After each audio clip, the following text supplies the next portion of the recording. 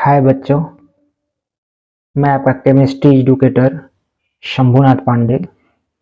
मैं आज आप लोगों को क्लास 11th का second chapter structure of atom पढ़ाने जा रहा हूँ।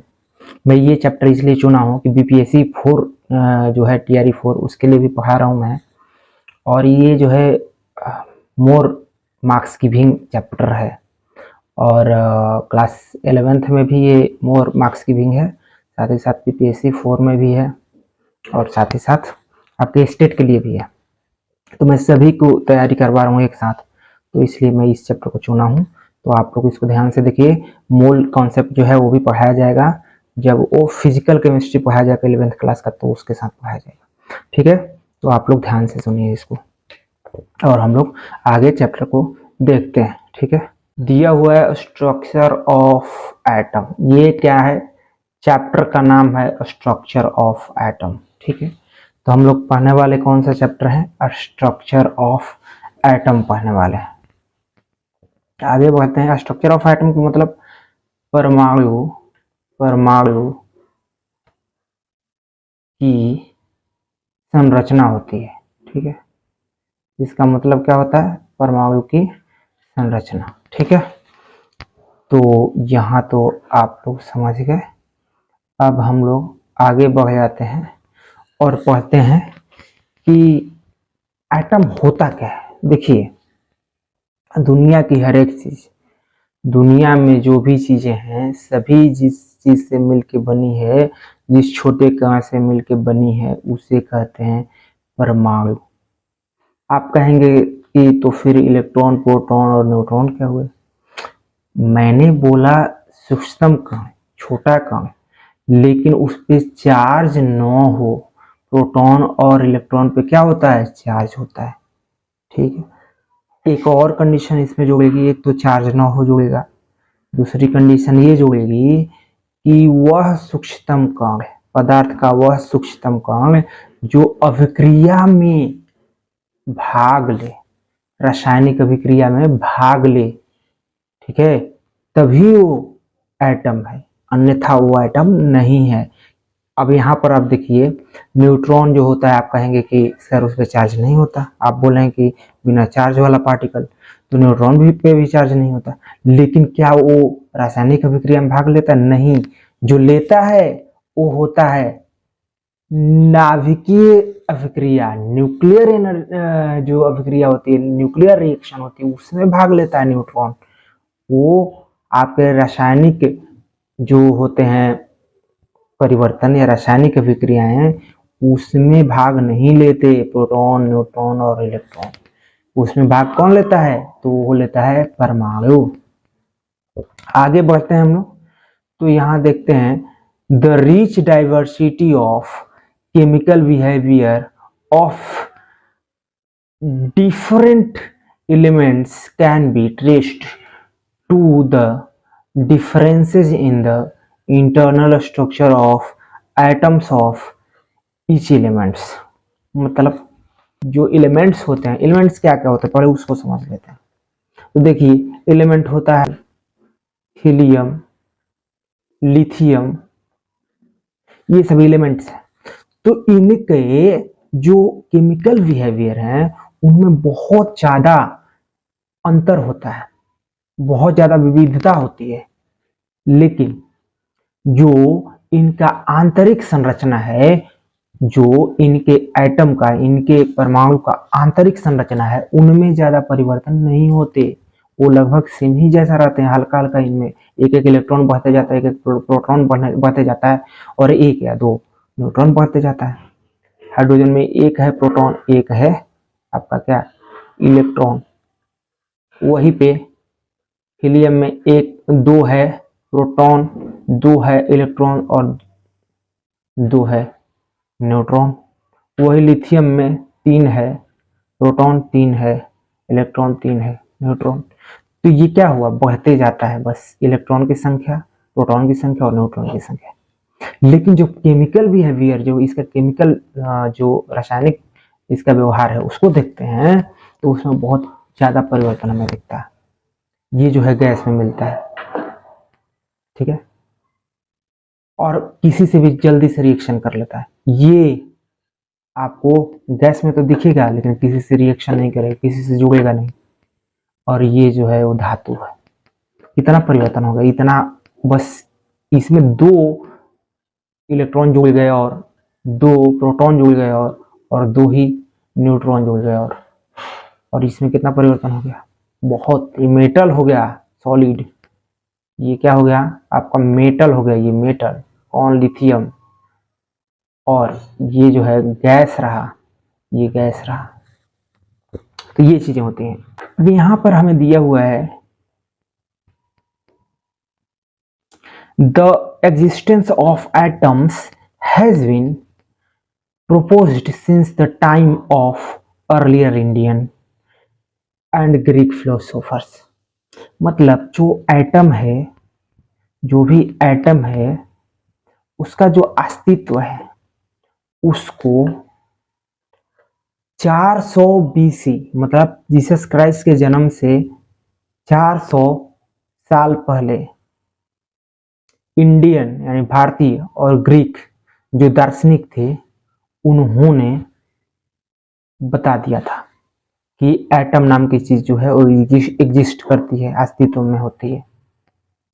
ठीक है, यानी कि उनको पता था कि एटम ऐसी चीज होती है जिससे सारी दुनिया की चीजें मिलके बनी हुई है।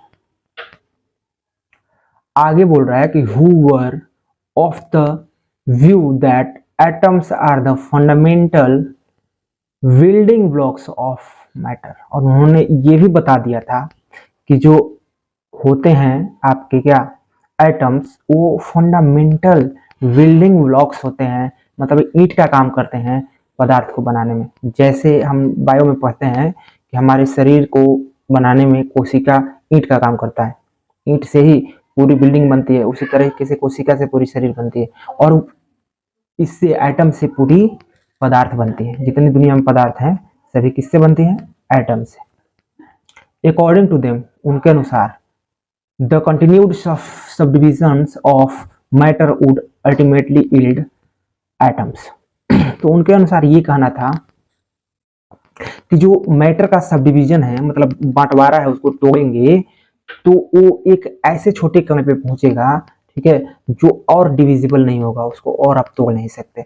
और उसी को उन्होंने क्या बोला था, उन्होंने बोला था एटम। ठीक है, इसके बाद the word atom has been derived from the Greek word atomio. और जो एटम शब्द है वो कहाँ से आया है, वो ग्रीक शब्द से आया है, जिसका नाम है एटोमियो। और उसका मतलब होता है अनकटेबल, मतलब उसको और ज्यादा काटा नहीं जा सकता, या अनडिविजिबल या नॉन डिविजिबल। ठीक है, these earlier ideas were मियर speculations. ये जो पहले के आइडियाज थे, ठीक है, ये सिर्फ स्पेकुलेशन थे, आशंका थे। ठीक है, इसका कोई प्रूफ नहीं था। ठीक है, एक्सपेरिमेंटल कोई प्रूफ नहीं था, लेकिन धीरे धीरे तो प्रूफ आता गया, धीरे धीरे प्रूफ आता गया। तो देखिए कैसे आया, these ideas remained dormant for very long time and were revived again by scientist in the 19th century.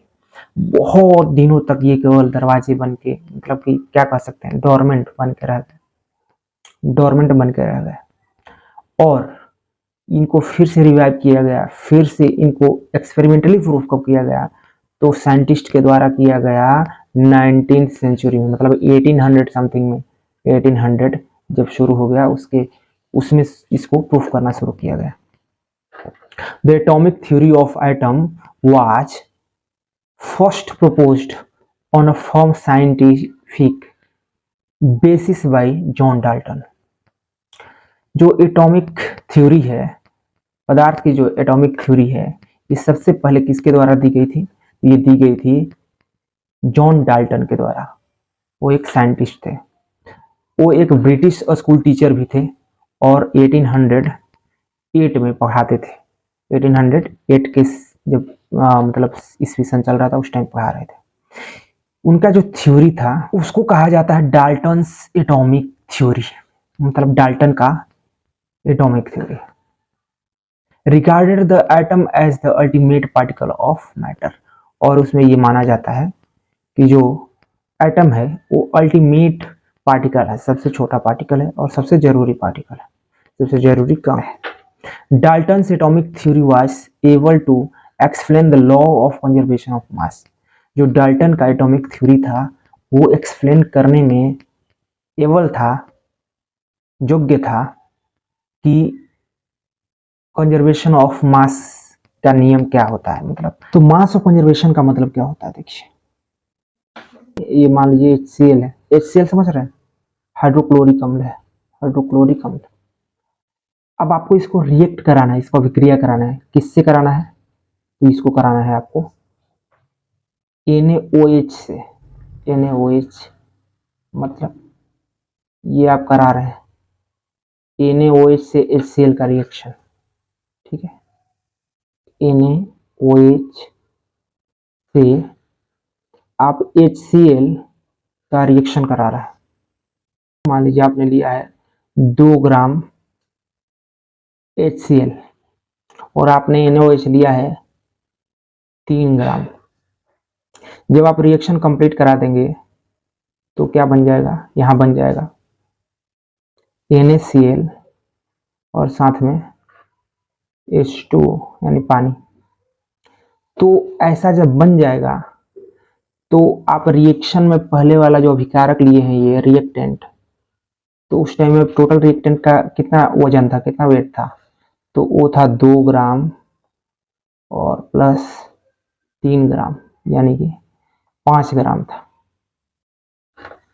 तो जो आपका प्रोडक्ट नेक्स्ट बनेगा पानी और नमक का, इसका भी जो वेट होगा वो कितना होगा, 5 ग्राम होगा। यही कहता है कंजर्वेशन ऑफ मास, यानी द्रव्यमान का जो संरक्षण है वो यही कहता है कि द्रव्यमान रासायनिक अभिक्रिया में परिवर्तित नहीं होता। ठीक है, आगे बढ़ते हैं हम लोग। यहाँ पर हमें दिया हुआ है कि Dalton's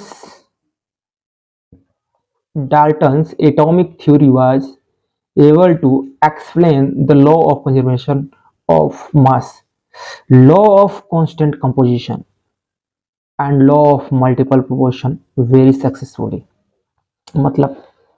मतलब कि डाल्टन की जो एटॉमिक थ्योरी थी उसने सफलतापूर्वक 3 लॉज को समझा दिया। ठीक है, और वो कौन कौन से थे, एक था कंजर्वेशन ऑफ मास, जो अभी मैंने बताया आपको कि मास का क्षरण नहीं होता, संरक्षित रहता है अभिक्रिया में। दूसरा था मल्टीपल प्रोपोर्शन और तीसरा था constant composition, law of constant composition. Constant composition का मतलब क्या हुआ कि मान लीजिए आप H2 लिए हैं तो यहाँ आपका कंपोजिशन में कितना है प्रोपोर्शन हाइड्रोजन का, 2 है। ठीक है, और ऑक्सीजन का कितना है, तो 1 है। तो ये जो कंपोजिशन है ये हमेशा रहेगा आपका, जब भी पानी लेंगे आप, चाहे पानी कहीं से लें, वाटर कहीं से लें, चाहे वो नदी से लें, कुएं से लें, टैप नल से लें, कहीं से। ये फेल हो गया बहुत सारे एक्सपेरिमेंट्स के, जो एक्सपेरिमेंट्स हुए थे परीक्षण, उनके रिजल्ट्स को एक्सप्लेन करने में। बता तो दिया लेकिन उसका रिजल्ट जो था उसको एक्सप्लेन नहीं कर पाया, क्यों ऐसा हुआ ये नहीं बता पाया। In this unit we start with the experimental observation made by scientists towards the end of 19th and beginning of 20th century। तो इस यूनिट में हम लोग क्या पढ़ने वाले हैं, ये पढ़ने वाले हैं कि एक्सपेरिमेंटल जो ऑब्जर्वेशन दिए गए थे साइंटिस्ट के द्वारा, जो भी परीक्षण हुए थे उनके बारे में जो अवलोकन किया गया था वैज्ञानिकों के द्वारा 19th सेंचुरी के अंत में और 20th सेंचुरी के शुरुआत में, मतलब कि 20वीं शताब्दी की शुरुआत में और 19वीं शताब्दी के अंत में के बीच जो भी किए गए थे। This established that atoms are made of sub atomic particles. इसने बताया था कि जो भी एटम्स होते हैं वो सब एटॉमिक पार्टिकल्स होते हैं, मतलब इनको भी तोड़ा जा सकता है। किस किस में, तो इनको तोड़ा जा सकता है इलेक्ट्रॉन्स में, प्रोटॉन्स में, न्यूट्रॉन्स में। ठीक है, और ये जो कॉन्सेप्ट था वो डाल्टन ने जो बताया था उससे डिफरेंट था। डाल्टन ने बोला था कि और ज्यादा नहीं तोड़ा जा सकता है एटम को, जबकि यहाँ पे उसको तोड़ा जा सकता है न्यूट्रॉन, प्रोटॉन और इलेक्ट्रॉन में। ठीक है, तो ये बातें जो है वो समझ में आप लोगों को आ गई होंगी। फिर से देखते हैं इसको। Discovery of sub atomic particles, मतलब कि एटम्स को तोड़ने के बाद जो पार्टिकल्स हुए हैं उनकी डिस्कवरी कैसे हुई। तो जब हम लोग परमाणु की संरचना को ध्यान में रखते हैं तो ये पाया जाता है एक्सपेरिमेंट से, इलेक्ट्रिकल डिस्चार्ज ट्यूब में से गैस निकालने के बाद उसका एक्सपेरिमेंट करके ये पाया जाता है कि उसमें चार्जेज उत्पन्न हो जाते हैं जब हम लोग क्या करते हैं, इलेक्ट्रिसिटी पास करवाते हैं। मैं आपको अच्छी तरीके से समझाता हूँ, आपको बेहतर तरीके से समझ में आ जाएगा। ये तो हम लोग जानते हैं कि लाइक चार्जेस जो होते हैं वो एक दूसरे को रिपेल करते हैं, दूर धक्का देते हैं, और जो भी अपोजिट चार्जेस होते हैं उल्टा, वो एक दूसरे को अट्रैक्ट करते हैं।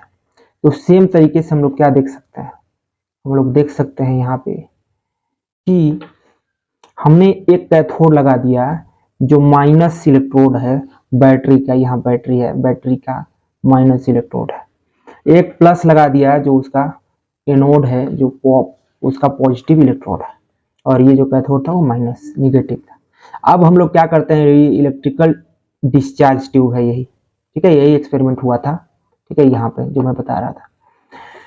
अब यहाँ क्या करते हैं हम लोग कि इसमें से सारा गैस वैक्यूम पंप के द्वारा निकाल देते हैं। इसमें गैस अब नहीं है, कितना भी गैस निकालने, क्या एक दो ऑयल तो उसमें रह ही जाएंगे गैस के, तो वही यहाँ रह गए। तो रह गए हैं, जब हमने क्या किया, इलेक्ट्रिसिटी पास कराया, तो यहाँ पर हुआ क्या, यहाँ पे कुछ और हो गया। यहाँ पर यहाँ से कोई चीज इधर प्लस की तरफ जाते हुए दिखी, नंगी आंखों से नहीं दिखी। इधर हम लोग क्या लगाए हैं, फ्लोरेसेंट या फॉस्फोरेसेंट लगाए हैं, और ये क्या करता है, कोई चीज से टकराती है तो ब्राइट वहां दाग हो जाता है। तो जब भी यहाँ से इलेक्ट्रॉन गए हैं यहाँ, मतलब इलेक्ट्रॉन मतलब जो भी, ये इलेक्ट्रॉन इसको बाद में कहा गया, जब ये रिसर्च पूरी हो गई, उससे पहले इसको कहा जाता था कैथोड रे। तो जब भी माइनस वाली किरणें जो हैं वो यहाँ से वहां गई, जब भी माइनस वाली किरणें जो है ये यहाँ से यहाँ की तरफ गई, तो ये यहाँ पे धब्बा छोड़ गई। तो जो साइंटिस्ट थे उन्होंने सोचा कि आखिर ये जो किरण है ये इधर ही क्यों गई। जो एक दो अणु रह गए थे गैस के, वही जो है वो चार्ज हो गए थे, और उन पे माइनस चार्ज आ गया था, जिनको कैथोड रे कहा गया, और ये जो है इस टर्मिनल से इस टर्मिनल की तरफ गए। अब उन्होंने सोचा कि ये आखिर ऐसा हुआ क्यों। जाहिर सी बात है भैया, अगर कोई भी किरण जा रही है पॉजिटिव टर्मिनल की तरफ तो उस पर माइनस चार्ज होगा, और जो माइनस चार्ज यही रहा, जो कण रहे माइनस चार्ज, जो कैथोड रे कहे जा गए और गए एनोड की तरफ, उन्हीं को क्या कहा गया, उन्हीं को कहा गया इलेक्ट्रॉन। क्या कहा, इलेक्ट्रॉन कहा गया, इलेक्ट्रॉन, इलेक्ट्रॉन इन्हीं को कहा गया। अब शायद आपको बात समझ में आ गई होगी। तो अब आगे हम लोग बढ़ते हैं और आगे बढ़ते हैं, ठीक है। डिस्कवरी ऑफ इलेक्ट्रॉन यहाँ दी हुई है, ठीक है, और इन्होंने ये दिखाया था कि जब इलेक्ट्रिसिटी पास कराते हैं किसी सॉल्यूशन से, किस चीज के, इलेक्ट्रोलाइट यानी कि मान लीजिए सोडियम प्लस है या मैग्नीशियम प्लस है या Cl माइनस है।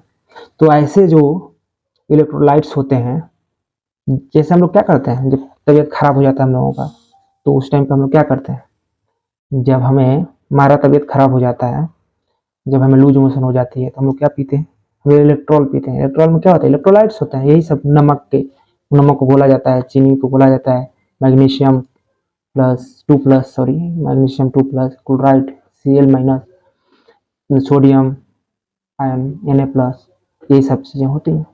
तो इन्हीं का जो सोल्यूशन है उसके थ्रू फैराडे ने जब इलेक्ट्रिसिटी पास कराया तो उन्होंने देखा कि वहां पे केमिकल रिएक्शन होने लगी। तो केमिकल रिएक्शन होने लगी, तो कहाँ पे होने लगी, इलेक्ट्रोड्स पे होने लगी। मतलब जो केमिकल रिएक्शन हो रही थी वहां पे, जब केमिकल रिएक्शन होने लगी तो कहाँ हो रही थी, इलेक्ट्रोड्स पे हो रही थी। और वहां पे कुछ लिबरेट हो रहा था इलेक्ट्रोड्स पे और कुछ डिपोजिट हो रहा था। डिपोजिशन कुछ हो रहा था, कुछ लिबरेशन हो रहा था।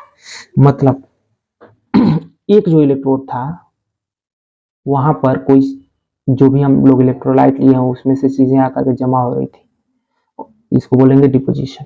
और एक जो था वहां पे जो जिस चीज का इलेक्ट्रोड बना हुआ था वो चीज गल गल करके इसी में रसायन में गल के सोल्यूशन में और खत्म हो रही थी। तो ये इलेक्ट्रोडों पर रिएक्शन हो रही थी। अब उन्होंने क्या किया, उन्होंने फॉर्मुलेट किया एक लॉ को, एक नियम उन्होंने इन चीजों को देख करके बनाया, जिसको हम लोगों को 12th में पढ़ना है, ठीक है। बट उसका रिजल्ट ये कह रहा था कि इलेक्ट्रिसिटी का नेचर क्या है, हमारा इलेक्ट्रिसिटी का नेचर क्या है उसको बता रहा था। वो ये बता रहा था कि इलेक्ट्रिसिटी जो होता है वो कैसे यहां से वहां मूव करता है, ठीक है। 1850 में बहुत सारे scientist, mainly Faraday, electrical discharge पर एक्सपेरिमेंट करना शुरू करते हैं। और इनमें वो क्या लेते हैं, इवैक्यूएटेड ट्यूब्स ले लेते हैं। मतलब ऐसे ट्यूब्स ले लेते हैं, ट्यूब्स समझते हैं, परख नली जैसे होता है उसी तरीके। और उसी पे इलेक्ट्रिकल डिस्चार्ज जो है वो अपना करके और देखते हैं एक्सपेरिमेंट करके, जैसे मैंने ऊपर बताया ना। तो वहां पे जो यहाँ बताया था मैंने वो चीजें हुई। ये देखिए यहाँ पर जो मैंने अभी बताया, यहाँ जो चीजें बताया वो चीजें हुई। यहाँ से एक रेज निकली, रेज यहाँ से निकली बहुत सारी, और वो किधर गई, प्लस यानी कि एनोड पे। और किधर से निकली थी, कैथोड की तरफ से। एनोड की तरफ जा रही है तो जाहिर सी बात है कि प्लस की तरफ माइनस ही जाएगा। तो ये चीजें यहाँ पे हमें बताई जा रही है, जो मैं पहले ही बता दिया था वो यहाँ बताई जा रही है ठीक है। ये चीजें ध्यान रखिएगा आप कि वहां पे जब एक्सपेरिमेंट हो रहा था तो वोल्टेज हाई लीकेज थी। वोल्टेज जो था बैटरी का वो हाई था, हाई वोल्टेज थी, हाई वोल्टेज थी, ठीक है। और जो गैसेज का प्रेशर था उसको एडजस्ट किया जा सकता था, उसको ज्यादा कम किया जा सकता था, ठीक है।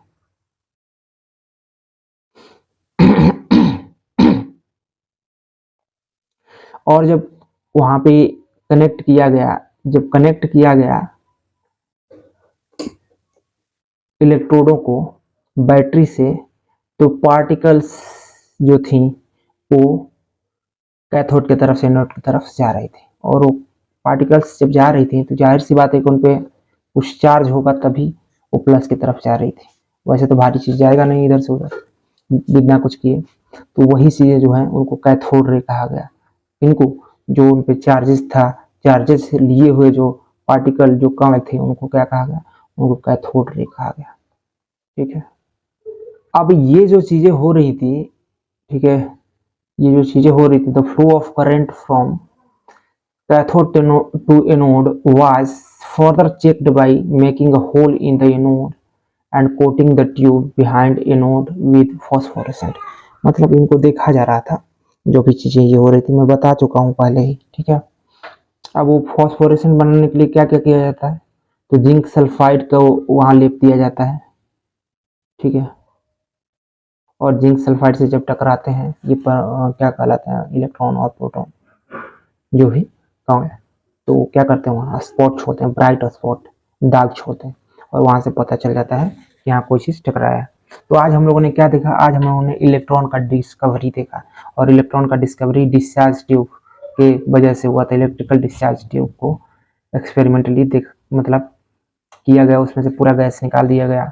उसके बाद उसके दोनों साइड इलेक्ट्रोड लगा दिए गए ट्यूब के, और उसको हाई वोल्टेज बैटरी से कनेक्ट कर दिया गया।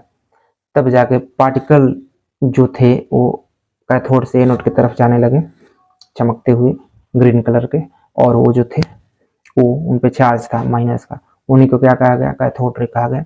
और आगे चल करके उन्हीं को क्या कहा गया, उन्हीं पार्टिकल को इलेक्ट्रॉन कहा गया। इलेक्ट्रॉन पे चार्ज कितना होता है, 1.6 मल्टीप्लाई 10⁻⁻⁹ कूलम्ब। और इसका वेट कितना होता है, वेट होता है 9.1 मल्टीप्लाई 10⁻⁻31 kg। तो ये इसका वेट होता है। और इस पे जो चार्ज होता है वो कितना होता है, 1.6 मल्टीप्लाई 10⁻⁻19 कूलम्ब। ठीक है, तो ये सब चीज़ें जो है वो होती हैं। तो हम लोगों ने इलेक्ट्रॉन का डिस्कवरी आज पढ़ लिया, अब कल हम लोग आगे पढ़ेंगे चीज़ें। ठीक है, तो अब यही सेशन को अंत करता हूँ। Have a nice day, bye.